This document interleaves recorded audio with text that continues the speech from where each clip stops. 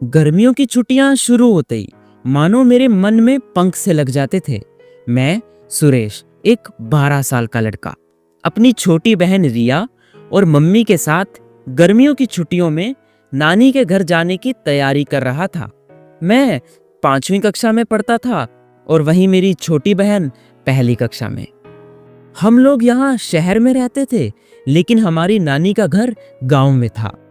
मेरे मम्मी और पापा हमारे कपड़े पैक कर रहे थे। मम्मी बार बार मुझसे पूछ रही थी, सुरेश किताबें रख ली ना? मैंने जल्दी से अपनी मैथ्स और ड्राइंग की किताबें बैग में डाली। ज्यादा पढ़ाई नहीं करनी थी मुझे, बस मम्मी को दिखाने के लिए जबरदस्ती रख ली थी। मेरा और मेरी बहन का चेहरा खुशी से खिला था, क्योंकि हम जा रहे थे हमारी प्यारी नानी के घर। वो गांव वाला घर, वो खुला आंगन, वो पेड़, वो चूल्हा और सबसे कीमती चीज, मेरी प्यारी बूढ़ी नानी। पापा ने तो पहले ही हमारी ट्रेन की टिकट बुक कर दी थी। सारा सामान पैक होने के बाद हम ऑटो से स्टेशन पहुंचे। ट्रेन आने में अभी आधा घंटा बाकी था। पापा ने हमारे लिए समोसे, फलों का रस और कुछ टॉफियां ला कर दी। कुछ देर बाद ट्रेन आई।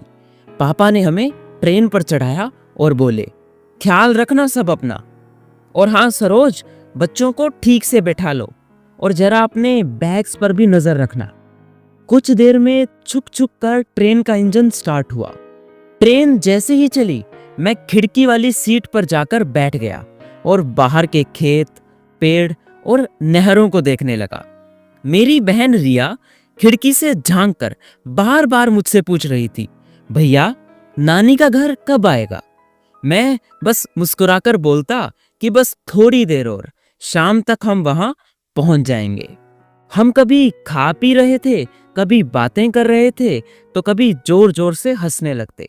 कभी ट्रेन की रफ्तार को देखते, तो कभी किसी स्टेशन पर उतरकर कुल्फी खाते। शाम होते होते ट्रेन हमारी नानी के गांव के स्टेशन पर आकर रुक गई। हम जैसे ही नीचे उतरे, सामने हमारे मामा जी खड़े थे। मामा रमेश, जो हमेशा मुस्कुराते रहते थे। मैं और रिया दौड़कर उनके गले लग गए। आ गए मेरे बच्चों, उन्होंने प्यार से हमारे सिर पर हाथ फेरते हुए कहा। मामा जी ने तभी मम्मी के हाथ से सारा सामान लिया और हम सब एक रिक्शा में बैठ गए। हम सभी रिक्शा में बैठकर गांव की टेढ़ी मेढ़ी गलियों से होते हुए नानी के घर पहुंचे। रिया बोली, भैया नानी को सबसे पहले आवाज मैं लगाऊंगी। तभी मैं बोला, नहीं मैं लगाऊंगा। फिर हम दोनों ने मिलकर जोर से पुकारा, नानी हम आ गए।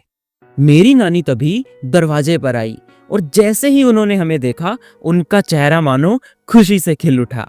उनके चेहरे की झुर्रियों में प्यार की रेखाएं उभर आई।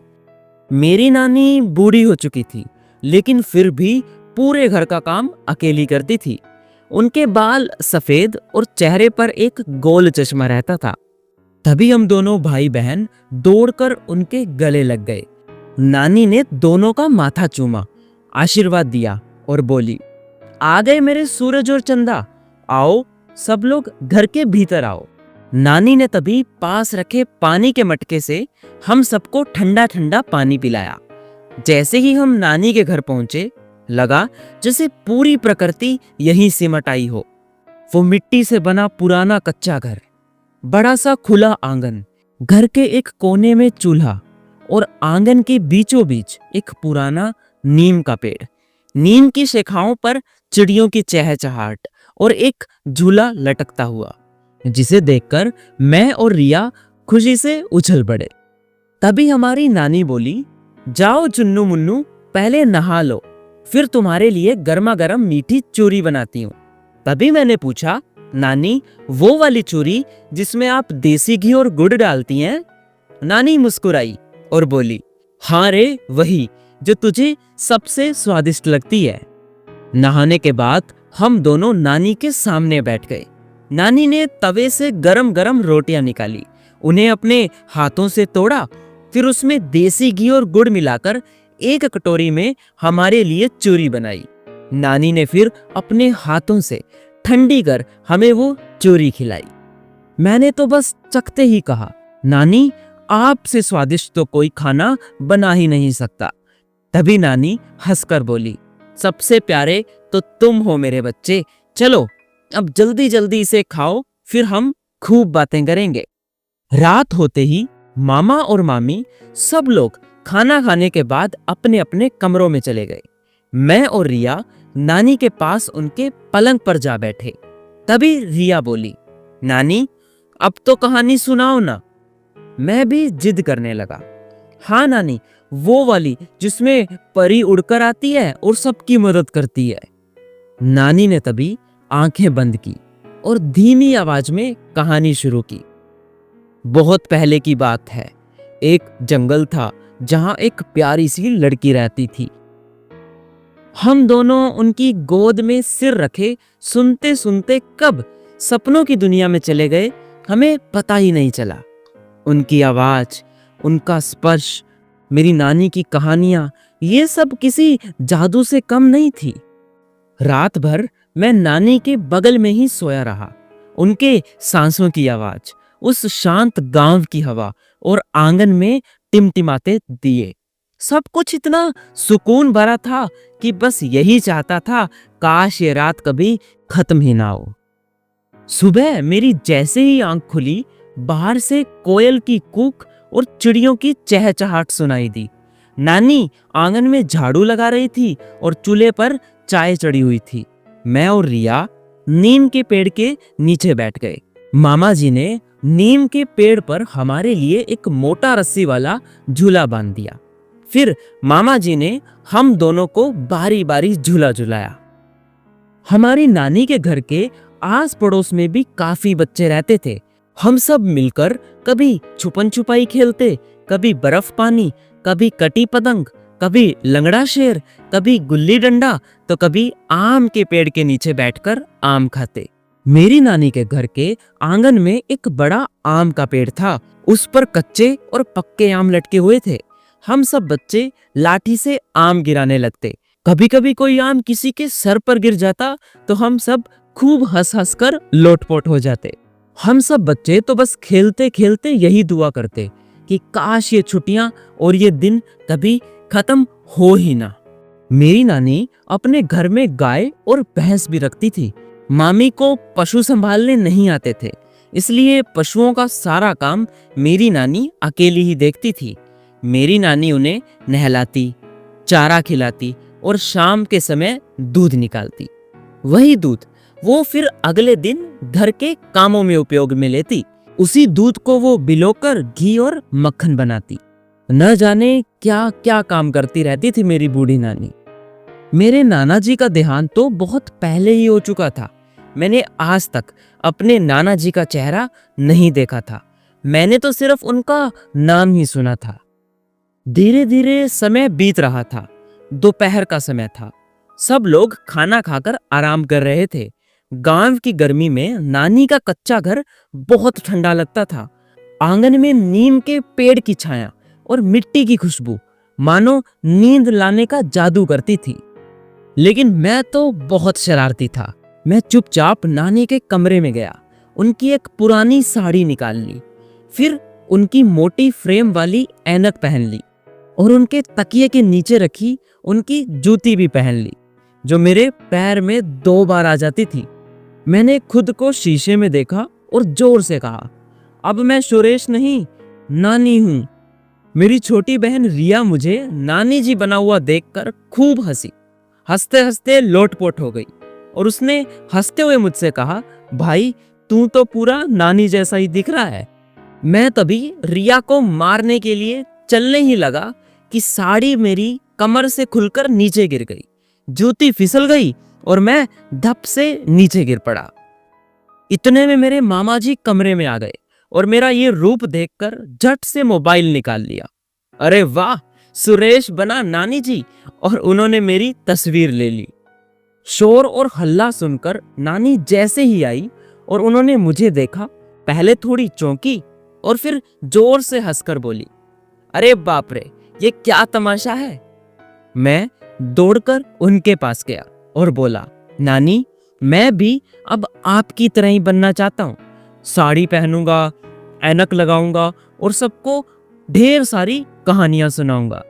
नानी ने तभी मुझे गोद में खींच लिया और बोली, तू तो मेरा राजकुमार है, लेकिन तू मेरे जैसा क्यों बनना चाहता है? मैं तो बूढ़ी हूं ना बेटा। मैंने नानी की ओर मासूमियत से देखा और कहा, आप बूढ़ी थोड़ी हो, आप तो सबसे सुंदर हो, सबसे प्यारी हो, और आप हमें जितना प्यार करती हो उतना तो कोई हमें करता भी नहीं। मेरी ये बात सुनकर नानी की आंखें भर आई।